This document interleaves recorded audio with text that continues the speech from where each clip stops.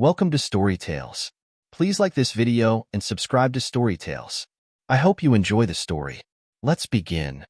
Adam Rourke stood in the kitchen, methodically checking his briefcase for the third time. Laptop, chargers, audit reports, emergency contacts. Everything had to be perfect for the Denver trip. 3 days of high-stakes logistics meetings that could make or break his promotion. "Daddy, can I come with you?" Dennis appeared in the doorway, clutching his worn stuffed elephant. At 6 years old, he still looked smaller than most kids his age, with Adam's dark hair, but none of his father's emotional walls. "Not this time, buddy." Adam knelt down to Dennis's eye level. "You get to stay here with Mommy and Grandma Lenore." Dennis's face crumpled. "But I don't want to. Grandma Lenore says I'm too loud." She doesn't mean it. The lie tasted bitter in Adam's mouth. Lenore Vaughn had made her feelings about Dennis crystal clear since the day he was born. Too needy, too sensitive, too different. Adam, he needs to stop this whining. Brielle swept into the kitchen, phone pressed to her ear. She covered the mouthpiece. "I'm trying to schedule a client meeting." Adam studied his wife. Brielle had been beautiful when they married 7 years ago. Still was technically. Perfect blonde hair, expensive clothes, the kind of smile that opened doors in her real estate career. But motherhood had changed something in her eyes, made them cold. "He's just nervous about me leaving," Adam said. "He's too old for all this whining." Lenore's voice cut through the room like a blade. Brielle's mother appeared from the living room, her silver hair pulled back in a tight bun that matched her pinched expression. "Kids need discipline, not coddling." Adam felt his jaw clench. He'd grown up in the foster system, bounced between 7 homes before aging out 18. He knew what discipline without love looked like. "Dennis is fine the way he is." "Is he?" Lenore's eyebrows rose. "When I was raising Brielle, children sat quietly and didn't interrupt adult conversations. They certainly didn't have meltdowns in grocery stores. He has sensory processing issues," Adam said through gritted teeth. "The doctors explained this." "Doctors?" Lenore waved a dismissive hand. "In my day, we called it poor parenting." Dennis pressed closer to Adam's leg. The boy's breathing had quickened a sign he was getting overwhelmed. Adam ran his fingers through his son's hair, the way that always calmed him down. "Daddy has to go to work," Adam said softly. "But I'll call you every night, okay? Promise." "Promise." Brielle ended her call with an exaggerated sigh. "Are you almost done?" "I have things to do today." Adam stood, fighting the familiar knot in his stomach. Every instinct told him not to leave Dennis. But the Denver audit was critical. Miss it, and he'd lose any chance at the regional manager position. The position that would finally give him enough money to get Dennis into the private school with the special needs program. That he pulled out Dennis's emergency kit from the kitchen drawer. EpiPen, emergency contact card, allergy medical bracelet. "Remember, he's severely allergic to peanuts. Any exposure could kill him." "Yes, Adam. We know." Brielle rolled her eyes. "You've only told us 1,000 times." "I'm serious, Brielle. Check every label. Ask about ingredients. His EpiPen needs to stay with him at all times." "Got it." She grabbed the kit without looking at it. "Can you go now?" "Mom, and I have a spa appointment at 2. Adam's stomach dropped. "You're leaving him with a babysitter? Just for a few hours?" "Mrs. Patterson from next door. She's watched him before." Had she? Adam couldn't remember, but Dennis seemed to recognize the name. The boy's shoulders relaxed slightly. "Okay." Adam kissed Dennis's forehead, breathing in the smell of his son's shampoo. "Be good for Mommy and Grandma." "I love you." "Love you too, Daddy." Adam grabbed his suitcase, pausing at the door. Dennis stood between Brielle and Lenore like a small island surrounded by icebergs. Something twisted in Adam's chest, but he pushed it down. 3 days. He could handle 3 days. The Hampton Inn in Denver felt like every other business hotel Adam had ever stayed in. Beige walls, generic artwork, the faint smell of industrial carpet cleaner. He'd finished the first day of audits, eaten a room service sandwich, and called Dennis at 8 o'clock sharp. "Hi, Daddy." Dennis's voice had sounded bright through the phone. "We had pizza for dinner, and I drew you a picture of an airplane." "That sounds great, buddy. Did you remember to take your allergy medicine?" "Uh-huh. Mommy reminded me." That had surprised Adam. Brielle usually forgot Dennis's daily antihistamine. Maybe she was trying harder. What are you doing tomorrow? Grandma Lenore says we might go to the park. If I'm good. The qualification had made Adam's jaw tighten, but he'd kept his voice light. You're always good. Sleep tight, okay? I love you. Love you too. Adam had hung up feeling better than he had all day. Maybe this trip will be fine. Maybe he was overthinking things. Now, at 11:47 p.m., his phone was ringing. The caller ID showed St. Clair Memorial Hospital. Adam's blood turned to ice. Hello, Mr. Rourke? This is Dr. Martinez at St. Clair Memorial Emergency Department. Your son Dennis is in critical condition. He fell down the stairs, and the words hit Adam like a physical blow. The room spun. What? How? Is he? We stabilized him, but sir, it's bad. You need to get here as soon as possible. I'm in Denver. I can drive 13 hours. Sir, I need you to understand. Your son suffered severe trauma from the fall, and he also went into anaphylactic shock. We're doing everything we can, but the line went quiet except for the sound of Adam's heart hammering against his ribs. Doctor, just please get here as soon as you can. Adam's hands shook as he dialed Brielle's number. It rang 4 times before she answered. What? Her voice was flat. Not worried. Not crying. Flat. Brielle, what happened? The hospital called. They said Dennis fell down the stairs. Yeah. She sounded almost bored. It was an accident. An accident? How does a 6-year-old fall downstairs hard enough to? Adam's voice cracked. They said he had an allergic reaction too. Did you give him his EpiPen? Silence. Brielle, did you give him the EpiPen? You shouldn't have left him with me. The words were like a knife between his ribs. What does that mean? It means exactly what I said. You knew I didn't want to watch him alone. You're his mother, and you're his father. But you cared more about your stupid job than your son. Adam felt something break inside his chest. Put Lenore on the phone. What? Put your mother on the phone. Now. He heard muffled voices, then Lenore's clipped tones. Adam, what happened to my son? He wouldn't sit still. He ran around like a wild animal. We told him not to run near the stairs, but he wouldn't listen. Where was his EpiPen? The doctor said he had an allergic reaction. He got into something he shouldn't have. Children need to learn consequences. Adam's vision went red. What did he get into, Lenore? I don't know. Some cookie crumbs, maybe. He's always getting into things. There are no peanut products in that house. I checked every cabinet myself. Well, apparently you missed something. The line went dead. Adam stared at his phone, his whole body shaking. He threw clothes into his suitcase with numb fingers. 13 hours. He had to drive 13 hours to get to his dying SONAS. He ran to his rental car. One thought kept circling through his mind. Brielle had sounded guilty. Not sad. Not sorry. Guilty. The drive from Denver to Bend passed in a nightmare blur of gas stations, energy drinks, and phone calls to the hospital. Every hour, Adam called for updates. Every hour, the news got worse. His brain swelling has increased. We had to intubate him. Mr. Rourke, you need to prepare yourself. At 2:17 p.m., 13 and a half hours after he'd left Denver, Adam's phone rang one final time. Mr. Rourke?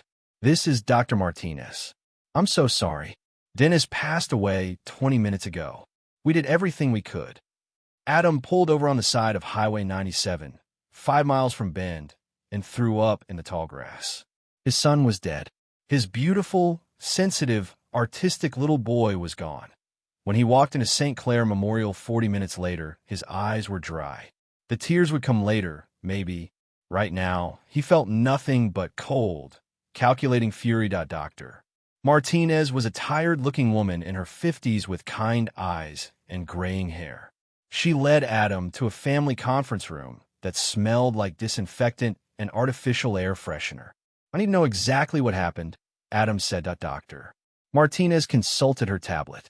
Dennis arrived at 11:15 p.m. via ambulance. He was unconscious with signs of severe head trauma and anaphylactic shock. His breathing was compromised, heart rate irregular. Anaphylactic shock from what? Blood tests showed significant levels of peanut proteins in his system. He also had hives on his arms and face consistent with allergic exposure. Adam's hands clenched into fists. His EpiPen. Was it used? Dr. Martinez shook her head. No. The paramedics said they found it in his backpack and used. If it had been administered immediately after exposure, he might have survived the allergic reaction. But combined with the fall trauma, how did he fall? According to the adults present, he was running and tripped at the top of the stairs. Fell approximately 12 steps to the bottom. Adam closed his eyes. Dennis never ran in the house.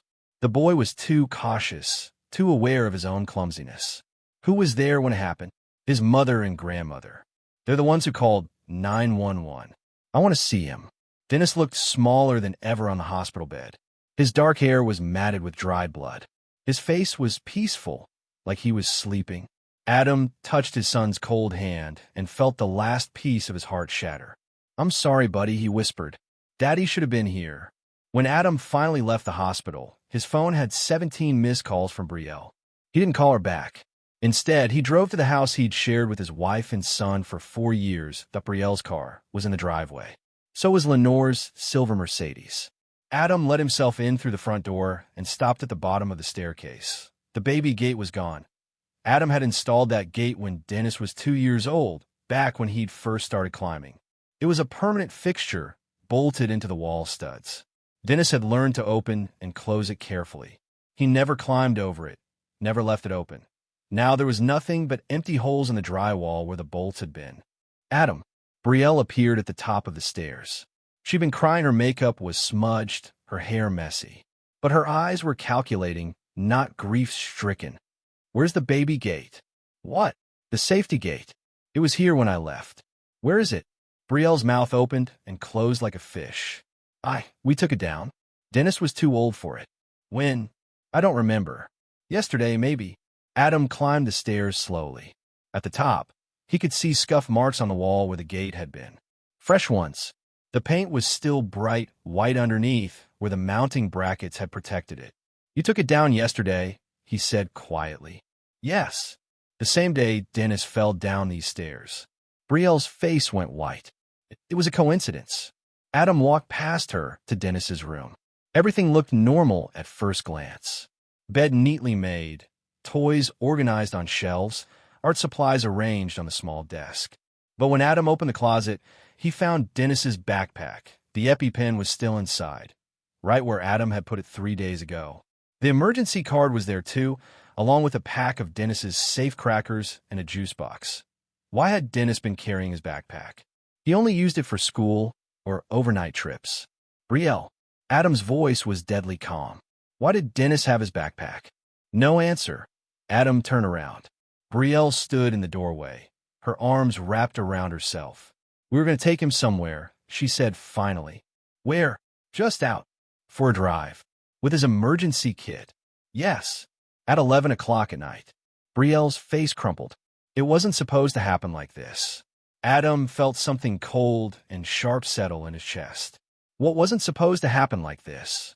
But Brielle was already running down the hallway, her bare feet slapping against the hardwood. A door slammed. Adam heard her car start in the driveway, tires squealing as she backed out. That Lenore's Mercedes was still there. Adam found her in the kitchen, methodically washing dishes that were already clean. She didn't look up when he entered. "Lenore, I'm sorry for your loss," she said without emotion. "Dennis was a difficult child, but he didn't deserve to die." "Tell me what happened." "I already told you. He was running. He fell." Adam studied her profile. Lenore Vaughn had been controlling people through guilt and manipulation for 63 years. She was good at it, but she was also nervous. He could see it in the tight line of her shoulders, the way she scrubbed the same plate over and over. "Where did the peanuts come from?" "I don't know. I check every food item in this house. There were no peanut products anywhere. Children get into things." "What things, Lenore?" She finally turned to face him. Her pale blue eyes were hard as ice. "Your son was disturbed, Adam. All that sensitivity training and therapy nonsense. In my day, children learned to behave or they face consequences. Consequences like what?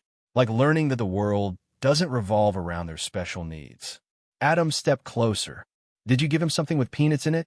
"Of course not. I'm not a monster." "Then where did it come from?" Lenore dried her hands on a kitchen towel with precise movements.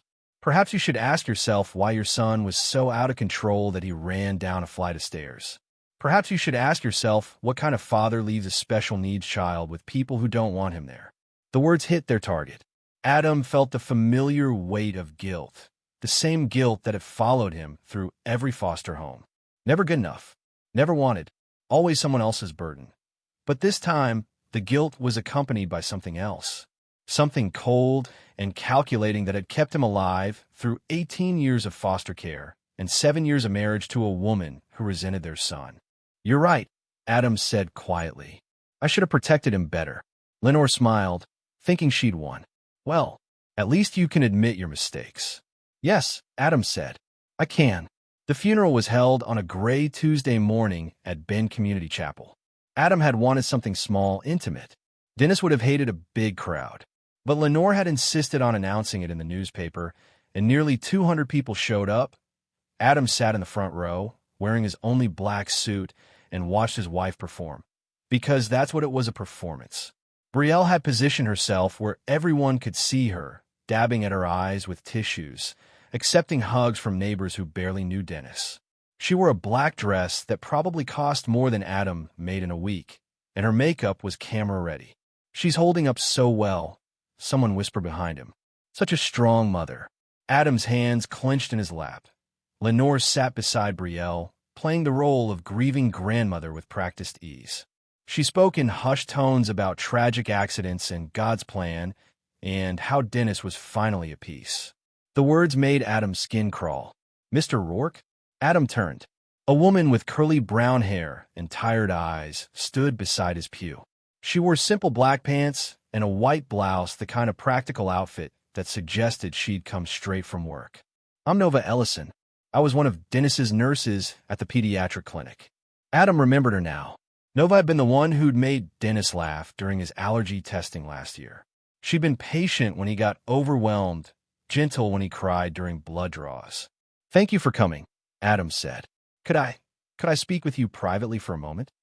Adam glanced around the chapel. Brielle was still accepting condolences from a line of mourners. Lenore was speaking with the pastor about the service order. Neither of them had looked in his direction since the service began. Of course, they walked outside to the chapel's small garden. The October air was crisp, smelling of fallen leaves and rain. Nova wrapped her arms around herself, shivering. "I don't know if I should be telling you this," she said, "but I can't stop thinking about it." "Tell me what?" "Dennis came to the clinic about 6 months ago. You brought him in for his regular checkup, remember? But before that, he'd been there twice with your wife." Adam's pulse quickened. "For what?" "The first time, she said he'd fallen off his bike. He had bruises on his arms and back. I asked him what happened, and he said he couldn't remember. Kids fall all the time." "I know, but the bruises were unusual. They looked more like grip marks than fall injuries. I documented it and sent a report to Child Protective Services." Adam felt the world tilt. "You reported us?" "I had to. It's mandatory reporting. But CPS dismissed it. They said Dennis was just clumsy, and there was no other evidence of abuse." "What was the second visit for?" Nova looked uncomfortable. "He had a rash, all over his chest and arms. Your wife said it was eczema, but it looked more like an allergic reaction to me. I suggested allergy testing, but she refused. Said you couldn't afford it." That was a lie. Adam's insurance covered allergy testing. They'd done the full panel 2 months later, when Adam took Dennis himself. "Did you ever see Dennis with my mother-in-law?" Adam asked. "Once. She came with your wife for the second visit. She seemed impatient, kept checking her watch, making comments about Dennis being difficult." Adam closed his eyes. 6 months ago, Brielle had started leaving Dennis with Lenore more often. Said she needed time to focus on her real estate career. Adam had thought it was good for Dennis to spend time with his grandmother. He'd been wrong about a lot of things. "Nova." Adam opened his eyes. "Do you think someone was hurting my son?" Nova's face was full of compassion and professional caution. "I think Dennis was a sweet boy who deserved better than what happened to him. And I think you loved him very much." It wasn't a direct answer, but it was enough. "Thank you," Adam said, "for caring about him. He drew me a picture once. After his allergy testing. It was a rainbow with a little boy underneath it, smiling. He said the boy was happy because the rainbow protected him from the storm." Adam's throat closed up. Dennis had always drawn rainbows when he was scared. It was his way of imagining safety. I kept the picture, Nova said softly. If you'd like to have it. Adam nodded, not trusting his voice. When they returned to the chapel, the service was ending. Brielle stood at the altar, speaking about Dennis's bright spirit and artistic soul to an audience of people who'd barely known him. Adam didn't hear the words. He was too busy watching her face, looking for cracks in the performance. And for the first time since Dennis died, he saw them. The way her eyes darted toward the exits every few minutes. The way her hands shook when she thought no one was looking. The way she avoided eye contact with the pediatric nurse standing in the back of the chapel. Brielle was afraid. 2 weeks after the funeral, Adam hired a lawyer. Not for a wrongful death suit, not yet. He hired Patricia Wells, a trust and estate attorney, to help him understand Dennis's financial situation. It was something he should have looked into years ago, but he'd been too busy working, too busy trying to keep his marriage together, too busy pretending everything was fine. Patricia's office was in downtown Bend, in a converted Victorian house with creaky floors and tall windows. She was in her 60s, with steel gray hair and the kind of no-nonsense demeanor that came from 40 years of dealing with family money disputes. "Your son had a trust fund," she said, sliding a folder across her desk. "Established by your father, Robert Rourke, in 2019. Adam stared at the papers. His father's name on official letterhead made his stomach churn. Robert Rourke had walked out when Adam was 3 years old.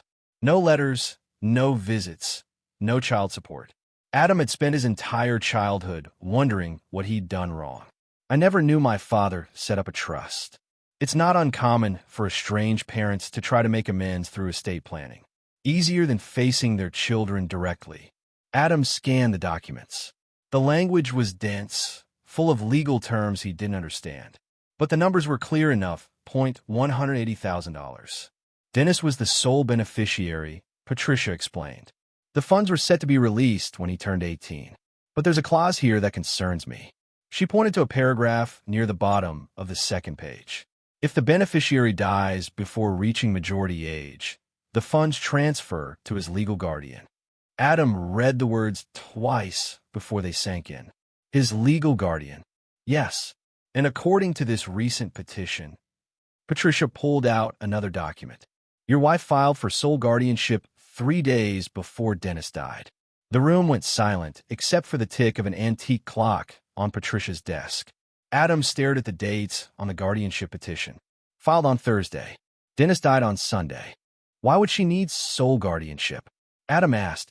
We were both his parents. Joint custody is automatic for married parents. Sole guardianship requires a court petition and specific justification. Usually it's filed when one parent is deemed unfit. Unfit. Patricia's expression was carefully neutral. The petition cites your work travel schedule and your, quote, emotional unavailability and history of childhood trauma that makes him unsuitable as a primary caregiver, unquote. Adam felt like he'd been punched in the stomach. She used my foster care background against me. It appears so. The petition was approved the day before Dennis died. So now she inherits the money. She would, yes, if Dennis's death is ruled accidental. Adam looked up sharply. Trust funds like this often include clauses about criminal activity.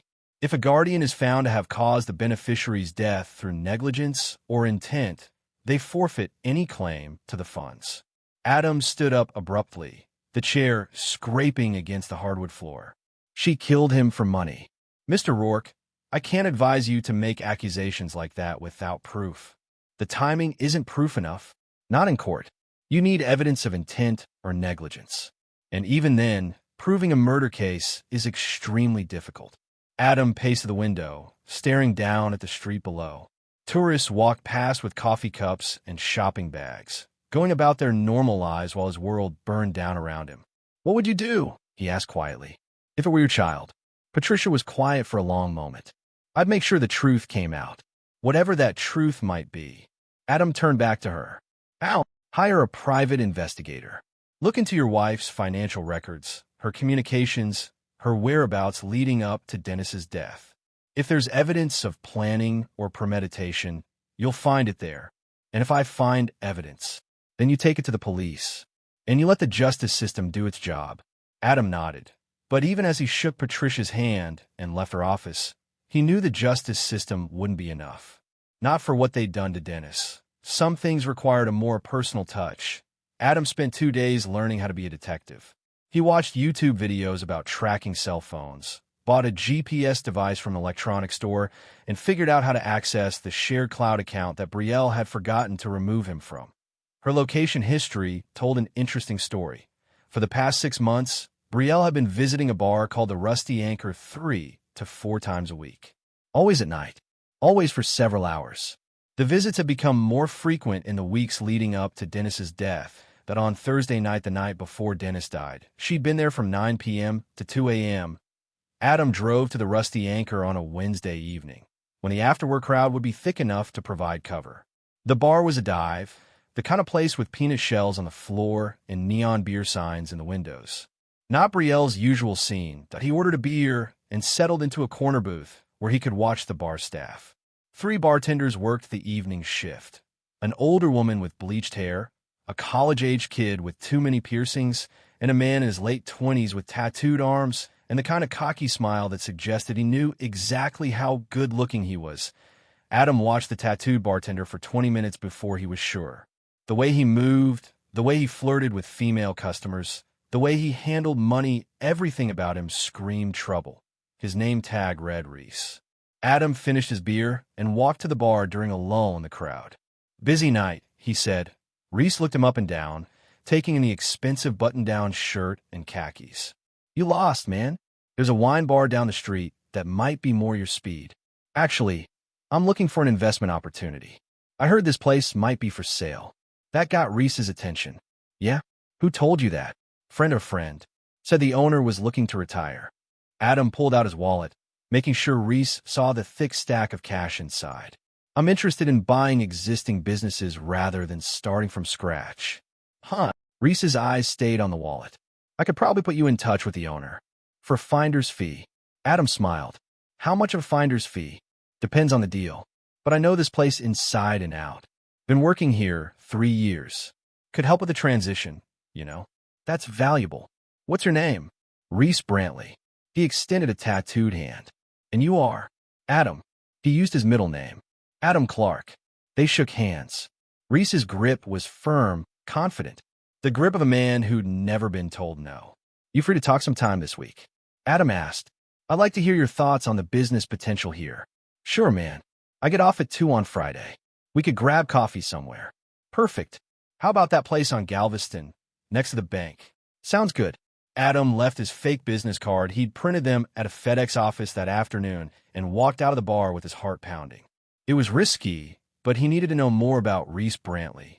And based on the way Reese had looked at that cash, he had a feeling the bartender would be very eager to meet. Friday afternoon, Adam sat in the coffee shop 20 minutes early, watching the door. Reese showed up exactly on time, wearing jeans and a black t-shirt that showed off his muscular build. "Adam, right?" Reese slid into the opposite chair. "Good to see you again. Thanks for meeting me. Can I buy you a drink?" "Coffee's fine." Adam got them both coffee and settled back into his seat. "So tell me about the Rusty Anchor. What kind of clientele do you serve?" "Locals, mostly. Working class crowd during the week, party scene on weekends. We get some of the real estate crowd too. They come in after closing big deals." "Real estate crowd?" "Yeah, you know, agents, brokers. There's this one woman, comes in all the time. Drives a BMW, always dressed like she's going to some fancy party. Tips well." Adam kept his expression neutral. "Sounds like good customers." "She is. Brielle something. Real friendly, if you know what I mean." The words hit Adam like a slap, but he forced himself to smile. "Friendly customers are good for business." "Yeah, she's real. Appreciative of good service." Reese's grin was predatory. "Been coming in for months now. Always orders the same thing, vodka tonic, extra lime." Adam filed that information away. Brielle had never mentioned drinking vodka tonics. At home, she drank wine. Expensive wine that she claimed was necessary for her image. "Anyway," Reese continued, "the bar does pretty good business, but I think it could do better with the right management. Someone with vision, you know? They talked for another hour about inventory, staffing, and profit margins. Reese was smarter than Adam had expected, but also desperate. He mentioned his student loans, his car payments, his ex-girlfriend who'd cleaned out his bank account. By the end of the conversation, Adam had learned 3 important things. Reese was broke, he was sleeping with Brielle, and he thought he was smarter than everyone around him. "I'll need to run some numbers," Adam said as they prepared to leave. "But I'm definitely interested. Can I call you next week?" "Absolutely." Reese handed him a napkin with a phone number scrawled on it. "I'm usually free after 10 p.m. After 10 p.m., the same time Brielle usually claimed she was showing houses to serious buyers. Adam shook Reese's hand and watched him walk away. Then he sat back down at the coffee shop and called Patricia Wells. "I need that private investigator," he said when she answered. "And I need him to start immediately." The private investigator's name was Mike Chun, and he looked exactly like what Adam had expected. Middle-aged, unremarkable, the kind of man who could blend into any crowd. They met at a diner outside of town, where Mike spread photographs across the sticky table like he was dealing cards. "Your wife's been busy," Mike said, pointing to a picture of Brielle entering the Rusty Anchor. "She's been seeing the bartender for at least 4 months. Probably longer." Adam studied the photos. Brielle and Reese holding hands in a parking lot. Brielle and Reese kissing against the side of her BMW. Brielle and Reese entering a motel room together. "Any financial connections?" Adam asked. "Not directly, but here's where it gets interesting." Mike pulled out a bank statement. 3 weeks ago, your wife applied for a credit line against your house. $50,000. Adam's blood went cold. "I never signed anything." "She forged your signature. I compared it to documents you've signed recently. It's a good forgery, but not perfect. A handwriting expert would catch it." "What did she do with the money?" "Haven't spent it yet. It's sitting in a separate account at a different bank." But here's the thing, Reese Brantley deposited $5,000 in cash the day after your son died. Adam felt the familiar rage building in his chest. She paid him. Looks like it. But paying him for what? That's the question. Mike had more. Financial records showing Brielle's growing desperation over the past year. Missed mortgage payments. Maxed out credit cards. A real estate career that was failing despite her perfect image. She needed money, Mike concluded, and she needed it fast. That evening, Adam put his new plan into motion. He called Lenore and suggested they have lunch to discuss Dennis's memorial service. She agreed, probably thinking she could manipulate him into something that would benefit her image. They met at an upscale restaurant in downtown Bend, the kind of place where Lenore felt comfortable among her social circle. Adam waited until she'd ordered her usual salmon salad, no dressing, sparkling water before dropping his bomb. "I found out about Dennis's trust fund," he said casually, cutting into his steak that Lenore's fork paused halfway to her mouth. "Trust fund, the one from my father. $180,000. Did you know about it?" "Of course not. How would I know about that?" But her voice was too high, too careful. Adam had spent 7 years learning to read the women in his family. Lenore was lying. "It's interesting timing," Adam continued. Brielle filed for sole guardianship just 3 days before Dennis died. Now she inherits all that money. Lenore set down her fork. "Adam, I don't like what you're implying." "I'm not implying anything. I'm just sharing information." He took a sip of his coffee. Of course, if there was any evidence that Dennis's death wasn't accidental, Brielle would lose the inheritance. The trust has specific clauses about criminal activity. Dennis's death was a tragic accident. I'm sure it was. But you know how suspicious people can be, especially when there's money involved. Adam leaned forward. "If I were you, I'd make sure my story stayed consistent. The police might ask more questions." Lenore's face had gone pale under her carefully applied makeup. "What do you mean?" "Just that grief makes people remember things differently sometimes. Details change. Timelines get confused." Adam smiled, but there was no warmth in it. "I'd hate for you or Brielle to accidentally say something that contradicted the official report."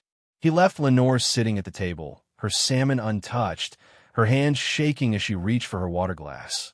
That night, Adam sat in his car outside Lenore's house with a listening device he'd bought online. It was illegal, probably inadmissible in court, but he didn't care. He needed to know what they were saying when they thought no one was listening, At 9:47 p.m., Brielle's BMW pulled into the driveway. Adam activated the recording device and waited. 20 minutes later, he heard Lenore's voice through the static. "If anyone finds out, we're both screwed." Brielle's response was muffled, but Adam caught the key words. "Told him not to eat the whole cookie," Lenore again. "You're the one who fed it to him. You said a little bit wouldn't hurt." "I didn't know he'd eat the whole thing. He was supposed to just taste it." "Well, congratulations. Now we're murderers." The recording device captured every word in crystal clear digital quality. Adam sat in his car, listening to his wife and mother-in-law argue about how they'd killed his son, and felt something cold and final settle in his chest that he'd found his evidence. Now he just had to decide what to do with it. Detective Shane Alcott had the kind of face that had seen everything, weathered, skeptical, with eyes that missed nothing. At 43, he'd been working homicide for 15 years, and Adam could tell within the first 5 minutes that Alcott wasn't easily fooled. They sat across from each other in a small interview room at the Bend Police Department. Adam had brought everything: the financial records, the timeline, the photos from the private investigator, and most importantly, the digital recording of Brielle and Lenore's conversation. "Play it again," Alcott said after listening to the recording twice. Adam hit play on his phone. Lenore's voice filled the room. "You're the one who fed it to him. You said a little bit wouldn't hurt." Brielle's panicked response: "I didn't know he'd eat the whole thing." Alcott took notes in a small black notebook, his handwriting precise and careful. "How'd you get this recording?" "I bugged my mother-in-law's car." "You know that's illegal." "Yes. Could get thrown out of court." "I know." Alcott studied Adam's face. "Why should I believe you didn't fake this?" "Because I'm not that smart," Adam said simply. "And because you can verify everything else I've shown you. The trust fund, the guardianship petition, the affair. It all happened exactly the way I said. Let's say I believe you. What exactly are you asking me to do?" "Investigate my son's death as a homicide." Alcott flipped through the medical examiner's report. "Kid died from head trauma and anaphylactic shock. Could still be accidental." "Could be. But now you know it probably wasn't." They sat in silence for a moment. Adam could practically hear the gears turning in Alcott's head, weighing evidence against procedure, truth against bureaucracy. "I used to be a foster kid," Alcott said finally. Adam looked up surprised. 7 different homes between ages 4 and 16. "Know what I learned in those homes?" "What?" "That some people will do anything for money. And that kids are always the ones who pay the price." Alcott closed his notebook. "I'll look into it. Unofficially at first. If I find enough evidence to support a warrant, we'll move forward officially." "Thank you." "Don't thank me yet. This could all blow up in both our faces." Adam left the police station feeling lighter than he had since Dennis died.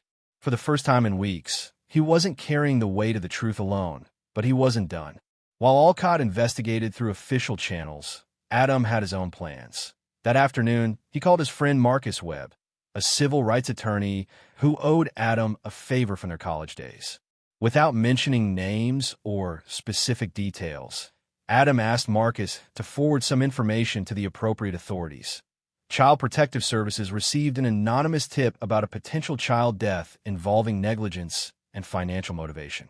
The State Child Welfare Office received copies of Dennis's medical records and the trust fund documentation. 2 local reporters received manila envelopes containing Brielle's financial records and photos of her with Reese. WY Wednesday morning. The story had leaked. The headline in the Bend Daily News read, "Local mother inherits after son's mysterious death following allergy incident." The article was carefully worded to avoid libel charges, but the implications were clear. Within hours, it had been picked up by regional news outlets. By evening, it was trending on social media. Adam sat in his empty house, reading the comments on Facebook and Twitter. Most people were outraged. Some defended Brielle, saying she was being victimized by rumor and speculation. But the overall tide was turning against her. His phone rang at 8:30 p.m. Brielle's number. "Adam." Her voice was shaking. "We need to talk." "Do we?" "People are saying terrible things. They're calling me a murderer." "Are you?" Silence. "Adam, please. You have to help me. Tell them it was an accident." "Was it?" "Of course it was. How can you ask me that?" Adam closed his eyes. Even now, Even with everything he knew, part of him wanted to believe her. 7 years of marriage, 7 years of trying to make it work, 7 years of telling himself that Brielle loved Dennis in her own way. "I know about the trust fund," he said quietly. Another silence. "I know about Reese. I know about the guardianship petition. I know you fed Dennis something with peanuts in it. Adam, I know you killed our son for money." The line went dead. The media attention exploded over the next week. What started as a local news story became a national obsession. Nancy Grace picked it up. Reddit created a dedicated discussion thread. True crime podcasters began dissecting every detail of Dennis's death. Brielle and Lenore became prisoners in their own homes. Protesters gathered outside Lenore's real estate office with signs reading "Justice for Dennis" and "Children are not paychecks." Someone spray-painted "Murderer" across Brielle's BMW windshield. Adam watched it all from his living room, feeling nothing. No satisfaction, no guilt, no relief. Just cold, patient calculation. Detective Alcott called on Thursday morning. "We got the warrant." "For what?" "Everything. Bank records, phone records, digital devices, search of both residences. Judge was very interested in your recording and the financial timeline." "When?" "This afternoon. I'll call you when we're done." The search lasted 6 hours. Adam drove past Lenore's house twice and saw police cars in the driveway, officers carrying boxes of evidence to unmarked vans. Neighbors stood on their porches, watching the spectacle with undisguised fascination. At 7 p.m., Alcott called back. "We found some interesting things," he said. "Can you come to the station?" This time, they met in a larger conference room. Alcott had spread evidence across a long table like pieces of a puzzle. "Your mother-in-law tried to destroy some evidence, but she's not very good at it." He pointed to a plastic bag containing what looked like cookie crumbs. "Found these in her kitchen trash, wrapped in a paper towel and buried under coffee grounds. Cookies, peanut butter cookies, from Sweetland Bakery downtown. We also found this." He held up a credit card receipt. "Your mother-in-law bought 2 dozen peanut butter cookies 2 days before Dennis died. Paid cash, but they keep receipts for inventory." Adam stared at the evidence. "She bought them specially. Gets better. We found digital evidence on your wife's laptop. She Googled peanut allergy symptoms and how much peanut to cause allergic reaction 3 days before Dennis died." The room felt cold. Adam pulled his jacket tighter around his shoulders. "She researched how to poison him. Looks like it. But here's the smoking gun." Alcott pulled out a cell phone. "Text messages between your wife and the bartender. Want to hear them?" Adam nodded. Alcott read from a printed transcript. "Brielle to Reese, Sunday morning. It's done. Problem solved. Reese to Brielle. You sure nobody will find out?" Brielle to Reese. "Who's going to investigate a clumsy kid falling downstairs?" Adam's vision went red around the edges. "They planned it. Sure looks like it. We're bringing them both in for questioning tomorrow morning." "Reese too. What about charges?" "Depends on what they say. Could be anything from negligent homicide to first-degree murder." Adam left the police station and drove to the cemetery where Dennis was buried. The headstone was simple, just his name, dates, and the words "beloved son." Adam had wanted to add "taken too soon," but couldn't bring himself to engrave a lie. Dennis hadn't been taken. He'd been murdered. "I'm sorry, buddy," Adam whispered to the headstone. "I'm sorry I couldn't protect you, but I promise they're going to pay for what they did." The October wind was cold against his face, but Adam didn't feel it. He felt nothing but the cold fire of purpose that had kept him going for the past month. Tomorrow, justice would begin. Reese Brantley broke first. Adam wasn't surprised. 36 hours in a police interview room with Detective Alcott asking the same questions over and over would break anyone, but especially someone like Reese, cocky, impulsive, and fundamentally selfish.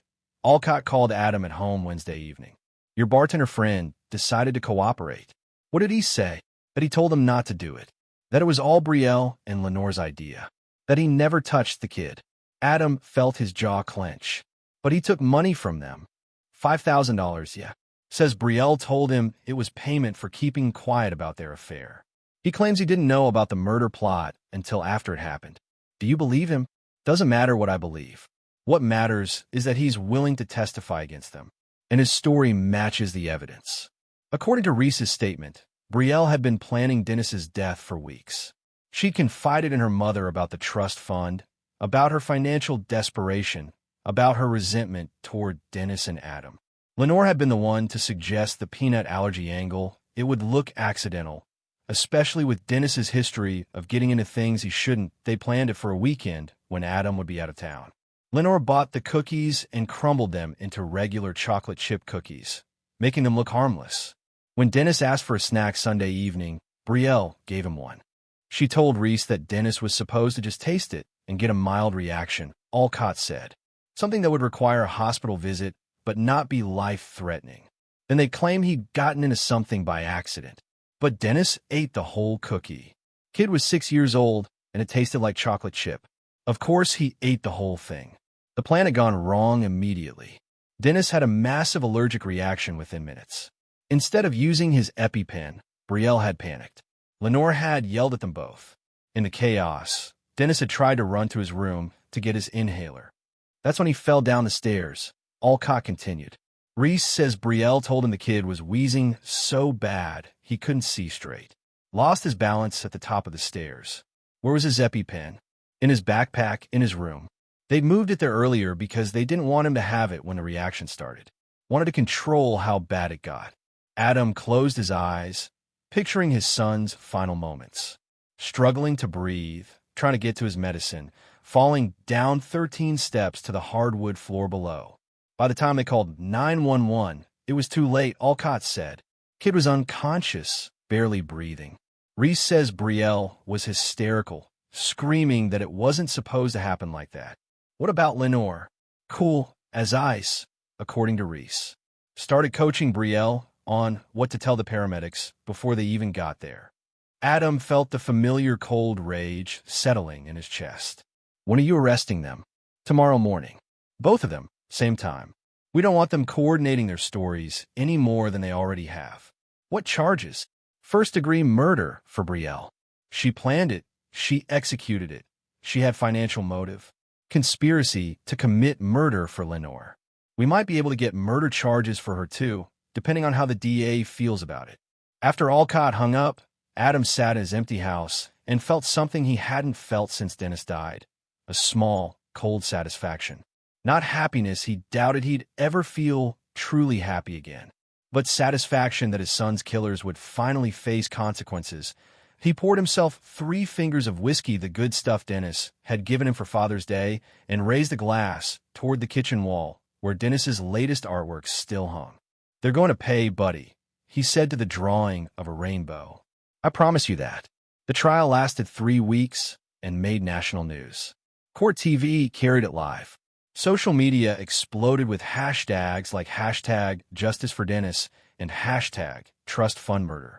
Adam attended every day, sitting in the front row directly behind the prosecutor's table, making sure Brielle and Lenore could see him. The prosecution's case was methodical and devastating.